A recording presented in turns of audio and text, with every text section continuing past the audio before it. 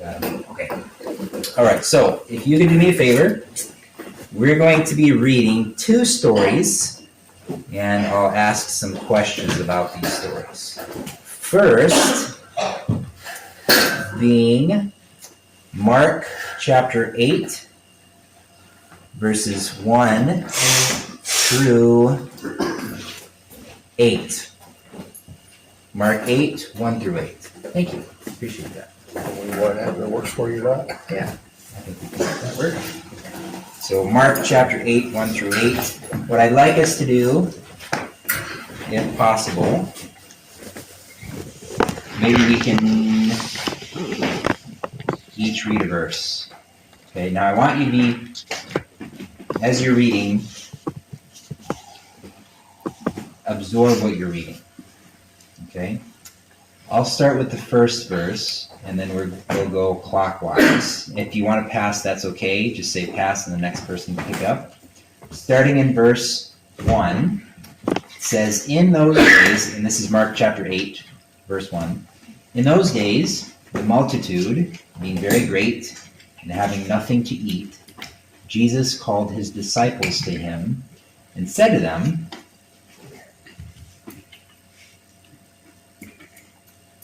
that would be that. I have compassion on the multitude because they have now continued with me 3 days and have nothing to eat. And if I send them away hungry to their homes, they will faint on the way, and some of them have come from far away. And then the disciples answered him, how can one satisfy these people with bread here in the wilderness? How many loaves do you have? Jesus asked. 7, they replied. So he commanded the multitude to sit down on the ground. And he took the 7 loaves and gave thanks, broke them, and gave them to his disciples to set before them. And they set them before the multitude. They also had a few small fish, and having blessed them, he said to set them also before them. so they ate and were filled, and they took up 7 large baskets of leftover fragments. Now those who had eaten were about 4,000, and he sent them away. Thank you. All right, so these verses here, a couple things I would like to point out. First being, how did the multitude get into the wilderness in the first place? As soon as Jesus touched down, or whenever he got there, they had already heard. And by this time, he's very, very popular. He's healed several people. He's raised Jairus' daughter. There's been a bunch of stuff. Demons have been taken out of people. So his popularity has got really big.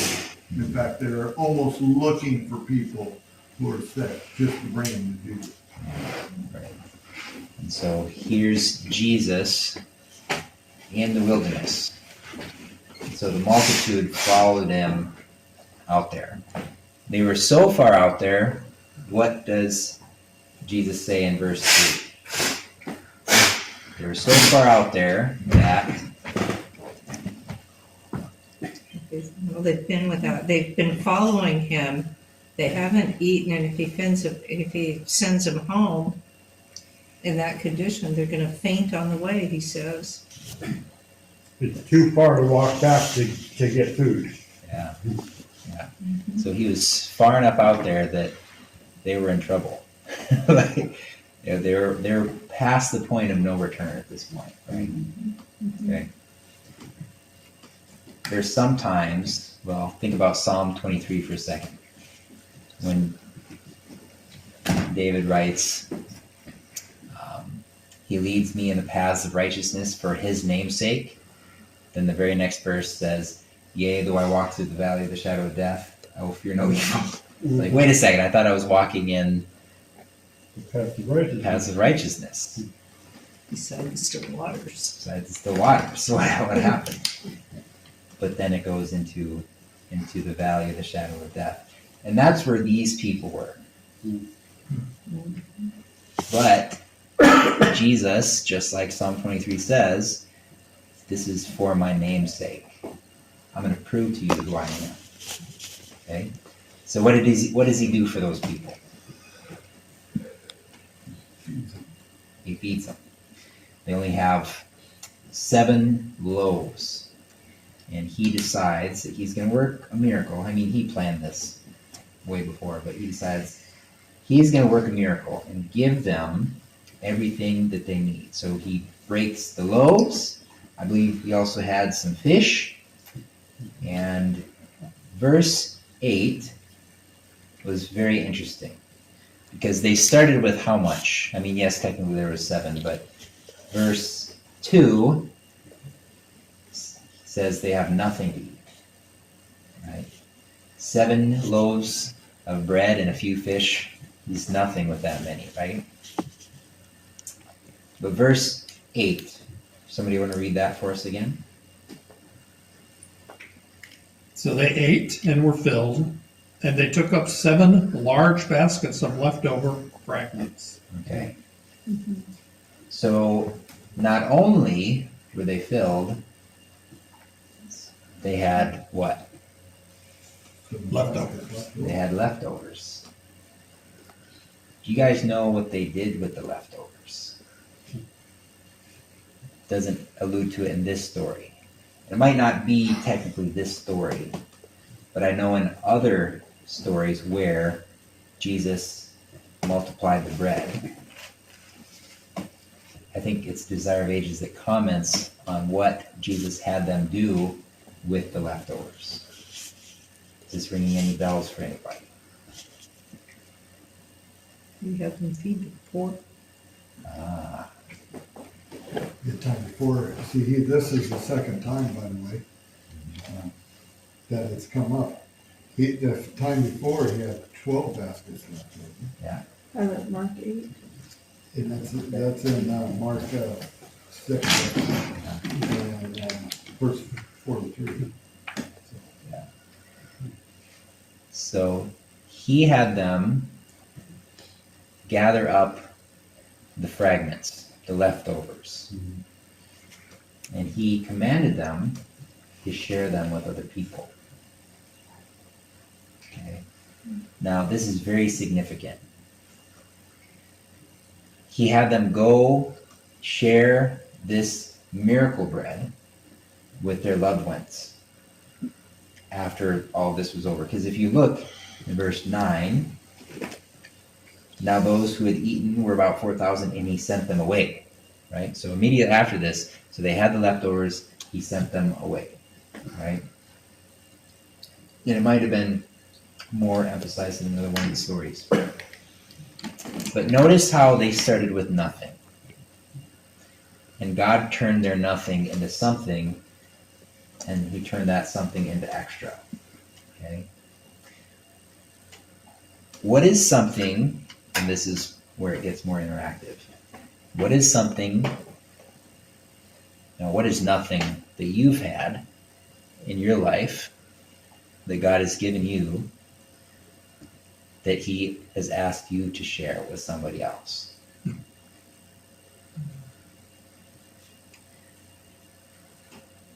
While you're thinking, I'll share one of mine. When I was young,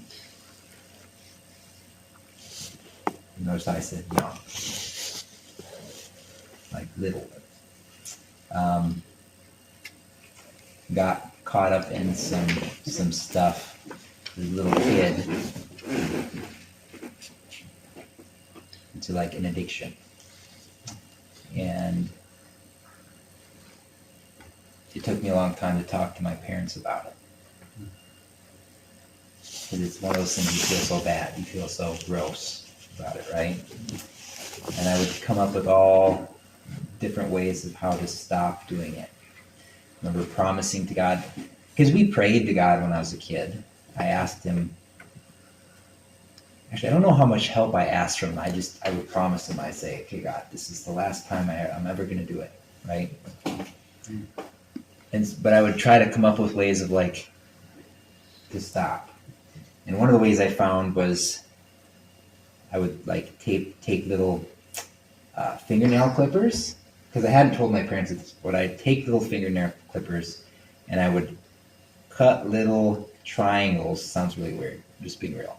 Little triangles into my fingernails, because it scared me that my parents would see that. So every time I would mess up, I would cut little triangles into my fingernails, so that it would scare me into doing the right thing later. Okay? It's kind of weird. I'm just being honest, right? So from a very young age, I would use like negative reinforcement to try to do the right thing. Okay. As you guys know, it kind of works sometimes, but that's not the best way to do the right thing. That should not be the motivation. Okay. So for me, it took a long time, even after I became a Christian, I was still very motivated by negative things. It's like, you know, I don't even know how to put it in words, but basically just very negative outlook on humanity, right? Like beating yourself up, kind of like you guys know how Martin Luther, I mean, I never did that to myself, but we all have kind of like self-talk where we try to motivate ourselves to do things, and we tell ourselves, you need to be doing better. I don't know what's your problem, right? You guys ever, you don't have to raise your hand, but I know probably a lot of us have had that self-talk before, and probably maybe it's even a current thing. Well, the thing is, sometimes Jesus leads us into the wilderness to where we have nothing, and he replaces that nothing with something better. Okay, so my Alaskan experience, got some mental health coaching first little bit that I've been here, and it kind of changed my perspective of me and how God sees me, right? He doesn't see me as this worthless piece of garbage, being a little bit, exaggerating a little bit, but he doesn't see us like I saw me. Does that make sense? So rather than trying to motivate myself through negative reinforcement, now God has kind of set up in my mind, Tyler, you're royalty. Like, you don't do stuff like that, right? Like, you don't have to do stuff like that. I can work in you. Let me take care of you so you don't have to beat yourself up to get these things done. Okay? So now, one of my favorite things to do, even when I'm preaching, I'm not very good at having those really convicting sermons that are like, I don't know, you know how sometimes preachers call people out? I'm not a big fan of that. I think it's needed sometimes, but my favorite thing is to give people a gift. Like, take this thought. This is what God has given me. I want to bless you with it. So it's kind of turned 180 to where it's like, had all these negative thoughts in my mind. God has slowly but surely replaced those negative things with positive things. Okay. So, now that I've shared mine, I'm going to open it up if anybody'd like to share theirs. What are some things you had nothing, but God actually turned that nothingness into something and then extra that you want to share with other people?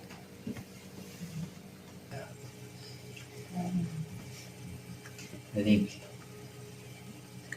there are multiple reasons why this could be. You know, God has us minister out of our weaknesses. And I say minister out of our weaknesses. I don't think it's always that way, but think about Paul for a second. Or Saul, then Paul. I mean, he persecuted the church, and then he was one of the greatest evangelists there was, right?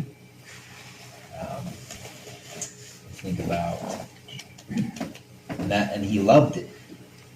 And I think part of the reason why God asks us to do that is because that way we can share a testimony. Say, look, this is what God did. The reason I can do this is because what God did. Because I am not like this, right? Like naturally, I was this way, but now I'm completely different because of what God did. And it keeps us humble, and whenever we're able to help somebody else with it, it's almost like it reminds us every time of what he did for us, you know, and helps us to love him more, and gives us that satisfaction and that purpose that we need. So I guess, you know, and probably a lot of us have already heard this, for me, transitioning away from Southeast Alaska, I'm actually going to be going to get my master's in counseling, psychology, and wellness. I'll be going to Weimar University in a couple weeks. I'll miss all of you. Appreciate the time I've been able to have with you. And it's a bittersweet thing, but at the same time, I'm excited because I'm able to go and start working towards helping other people with the things that I needed help with, right? That I still need help with, right? Because it's something that's just a growing thing. But one of, like, for example, actually, I think I was sitting right here at Camp Lorraine. One of the camp staff was kind of going through some stuff, and their home life was not the best. And it's like they're learning, like, who they were. Like, who am I? What does my individuality look like, right? And I think we talked, I mean, I don't know how long it was. It was a long time. And the exercise that we did right before that was everybody sat around the fire. And this is a God thing. I didn't have this planned or whatever, but camp staff asked me to lead this worship talk. And we had this fire going, and what I had them do was I had everybody write out labels that life had tried giving them throughout their life, right? Like, you know, like we were talking about, like trash, or, you know, heartbreaker, or, you know, stupid or idiot, whatever else it may have been. Okay, so write all those things out. Okay, and what God does, I think it's in Galatians, where he lists all these things, and then he says, and such were some of you. So those old identities, you don't have those anymore. You get to choose who you get to be. And so we all kind of wrote out the things that this world has called us, or the things that we've kind of, you know, called ourselves. So we wrote them all out, and we put them in the fire. This one girl, she didn't throw hers in the fire. And she gave it to me, and she said she wanted to talk to me. So we talked about it. I listened, processed with her. And it was like, you ever catch yourself in one of those, like in those moments when time kind of just like passes super quick. You don't realize how fast time is going. Like, you're kind of in the zone. Like, that's how it was for me, being able to be there for her for that, helping her process. And then she finally put that in the fire. And it's like moments like that when I'm able to help people drop those labels that life has given them, that does something for me because of the labels that I've given myself, right? Like, God has helped me drop those things. And now I'm working towards helping other people. And whenever I'm able to help somebody else, it reminds me of what God's done for me. Right? So just like Mark chapter 8, how they have the nothing, God gives them something and gives them extra so they can have the joy of sharing that miracle bread. So I guess what I want to leave you all with is, if you haven't already figured out what your miracle bread is, do some soul searching and figure it out and minister out of that.